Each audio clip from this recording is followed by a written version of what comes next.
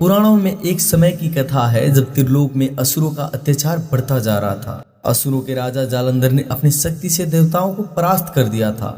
वह अत्यंत अहंकारी और शक्तिशाली था क्योंकि उसे अपनी पत्नी वृंदा का पतिव्रता धर्म का अटूट बल प्राप्त था। जालंधर ने देवताओं पर विजय प्राप्त करके स्वर्ग पर अधिकार कर लिया और देवता भयभीत होकर भगवान विष्णु के पास गए।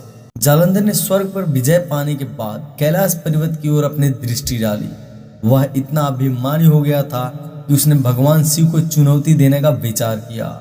जालंधर ने अपनी मायावी शक्तियों से पार्वती जी का अपहरण करने का योजना बनाई। वह शिव जी का रूप धारण कर कैलाश पहुंचा, परंतु पार्वती जी उसकी माया को पहचान गई और तुरंत महादेव को इसकी सूचना दी। शिव जी अत्यंत क्रोधित हुए और जालंधर को सबक सिखाने का निर्णय लिया। महादेव ने युद्ध के लिए अपनी सेना को तैयार किया और जालंधर के विरुद्ध युद्ध की घोषणा की। दोनों ओर से भयंकर युद्ध प्रारंभ हुआ जिसमें शिव और जालंधर आमने सामने आ गए, परंतु जालंधर के पास अपनी पत्नी वृंदा का पतिव्रता धर्म का कवच था, जिसके कारण उसे पराजित करना असंभव प्रतीत हो रहा था। महादेव की सभी शक्तियां और अस्त्र शस्त्र उसके सामने निष्फल हो रहे थे। शिव ने तब विष्णु जी की सहायता मांगी क्योंकि वे जानते थे कि केवल विष्णु जी ही इस मायाजाल को समाप्त कर सकते हैं। भगवान विष्णु ने अपनी लीला से वृंदा के पतिव्रता धर्म भंग करने का उपाय किया।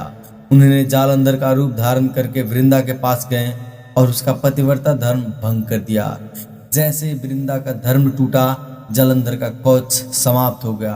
अब वह शिव जी के सामने असहाय हो गया। इसी बीच जब भगवान विष्णु ने वृंदा का पतिव्रता धर्म भंग किया, वृंदा को इसका आभास हुआ। उसने क्रोधित होकर भगवान विष्णु को श्राप दे दिया कि वे अपने प्रिय के वियोग का अनुभव करेंगे। यही श्राप कालांतर में भगवान विष्णु के राम अवतार में सीता जी के वियोग का कारण बना था।